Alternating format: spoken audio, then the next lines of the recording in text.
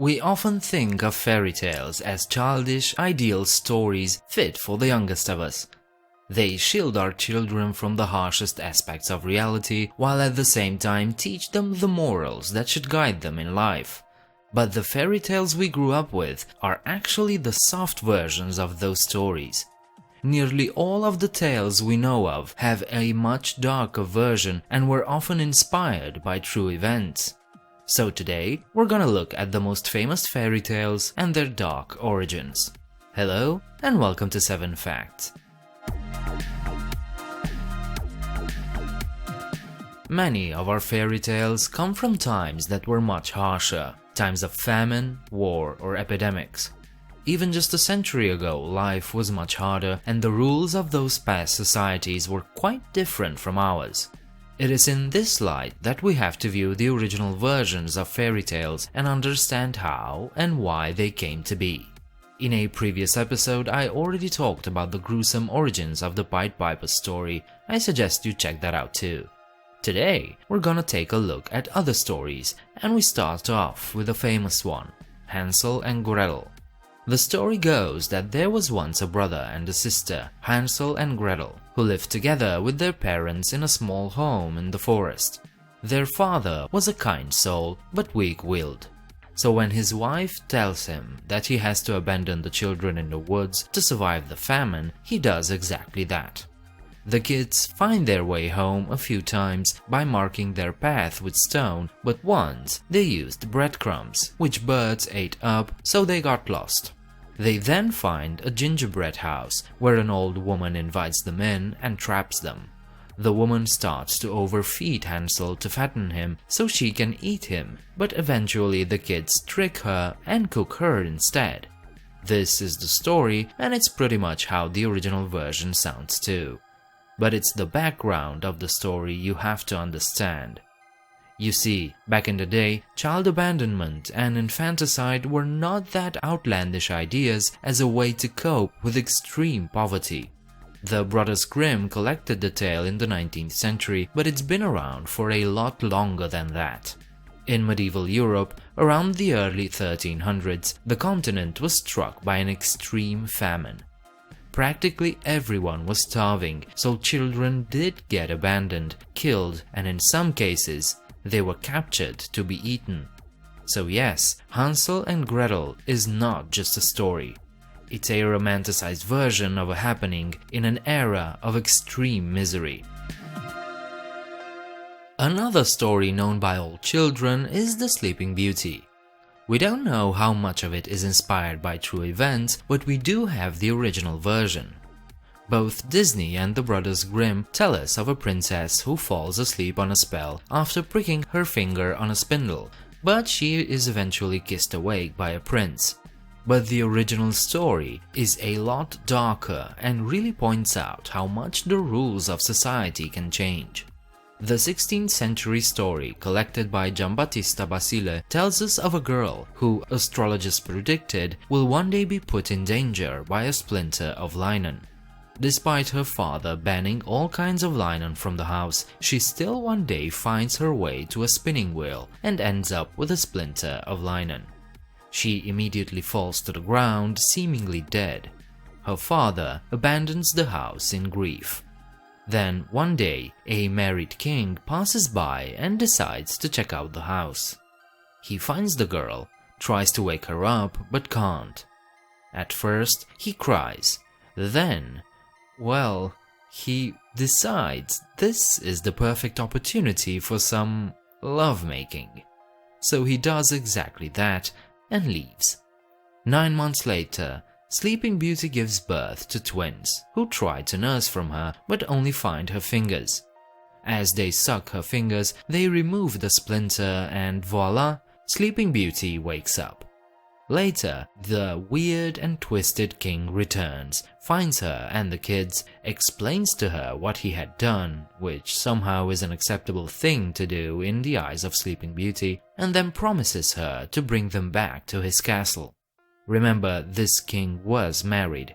Naturally, the queen was jealous, and naturally, she tried to cook the children and planned to feed them to the kings. Then she tried to burn Sleeping Beauty alive and other horrible things.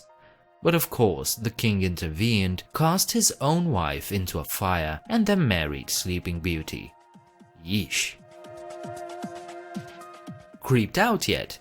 Well, strap in, cause we still have some fairy tales to explore. Ah yes, The Beauty and the Beast, a lovely story of love. In it, a merchant leaves his youngest, kindest daughter to a beast who lives in a palace and gave the merchant shelter from a storm. Beauty, that's the name of the daughter, accepts and lives a pretty fantastic life. Then one day, she gets homesick and the beast gives her a week to visit her family. There, her jealous sisters persuade her to stay for more than a week, and she does. Beauty then discovers that her beast is dying because she didn't return to him. She rushes home, cries, and her tears transform him into a beautiful prince. What a lovely story! But the inspiration for this tale is just an example of man's cruelty.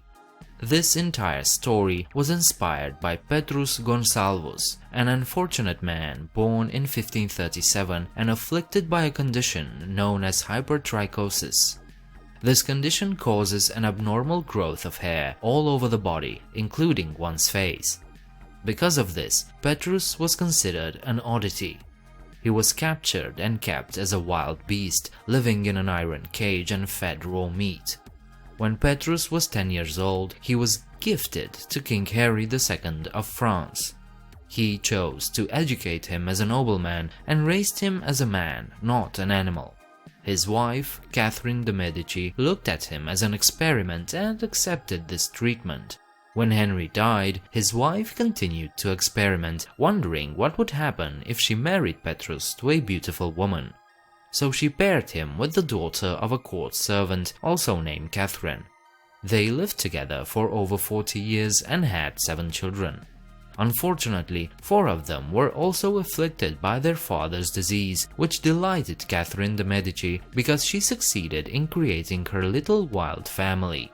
Those 4 children were exploited and sent away as gifts. This is the real story of the cruel world Petrus had to live in. Before we continue, I'd like to ask you something. This channel has no sponsors, so if you enjoy the content I make, please consider supporting these videos by becoming a patron. You can check out my Patreon page by clicking here, or find the link in the description. Okay, now we can move on to the next story. Cinderella is another classic fairy tale filled with magic and innocence. This story actually has many versions, the earliest account coming from ancient Greece as the story of Rhodopis. The first European account that directly inspired the modern version comes from the 16th century, again from Giambattista Basile. This is again a dark version and reflects the troubled practices of European society from 5 centuries ago. This version doesn't include any magic, but it does include murder. Here, Cinderella actually snaps her stepmother's neck with the lid of a dressing trunk. She's essentially a murderer. She is given a wish and does attend a grand feast where she loses a slipper. The charming king pursues her, finds her with the lost slipper, and then they live happily ever after. Basically, this story is meant to show the prevalence of unjust oppression and murder as a means of retaliation. Today's Disney version is a light-hearted adaptation from Charles Perrault with no vulgarities, lots of magic and innocence. But, now you know, this is not the original story. This next story is not necessarily creepy or odd, it's just heartbreaking. I'm talking about The Little Mermaid, the creation of Danish writer Hans Christian Andersen. The Little Mermaid is not Disney's famous Ariel, that's a different, lovely story slightly inspired by this one. This Little Mermaid story is far less known and far more dramatic. In this story, mermaids have no souls, and when they die, they turn into sea foam rather than joining the afterlife. The only way mermaids can have souls is if they wed a man who loves them more than anything. If they don't marry, the mermaid dies. When the Little Mermaid sees a handsome prince on the shores, she falls in love with him. So much does the Little Mermaid want to have a soul and be with her prince that she decides to visit the Sea Witch. They strike a deal. The witch gives her a potion that will give her legs until sunrise, but it will be painful. Every step she will take will be as if she were trading upon sharp knives. She accepts, and the prince does fall for her, but not enough. He marries another woman. The only way the Little Mermaid can now avoid death is if she stabs her prince to death, let his blood drop onto her feet, and thus retransforming them into fins. But rather than killing her love, she accepts her fate and dies. The story of Rapunzel is also a well-known children's tale. There are several versions of this story too, but this is the gist of it. When Rapunzel's mother is pregnant with her, she constantly craves for Rapunzel leaves.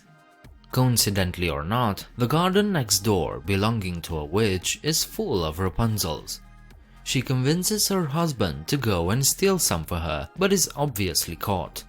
The witch then accepts to give all the leaves he wants in exchange for their baby. And of course he accepts, because why not? So little Rapunzel ends up in the hands of the witch. When she turned 12, the witch, who Rapunzel believed to be her mother, locks her in a tower to protect her from courting men. Eventually, a prince finds her and falls in love with her. In some versions, he directly asks her to marry him and sleeps with her. They plan to escape, but the witch finds out, cuts Rapunzel's hair and outcasts her. But she eventually reunites with her prince, and then they live happily ever after.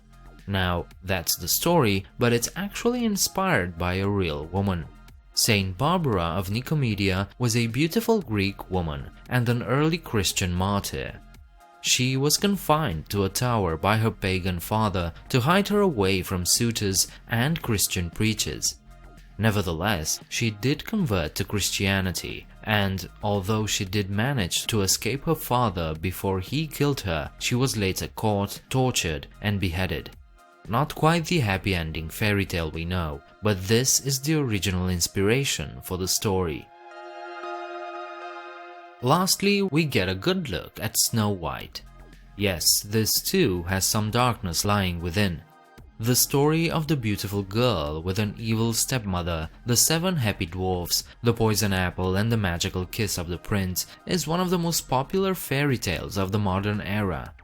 At least the Disney version of it is. Many other gruesome versions exist, including one where the stepmother is actually her real mom. The dwarfs aren't the friendliest of creatures, but actually engage in some, lovemaking, and there are even hints of cannibalism.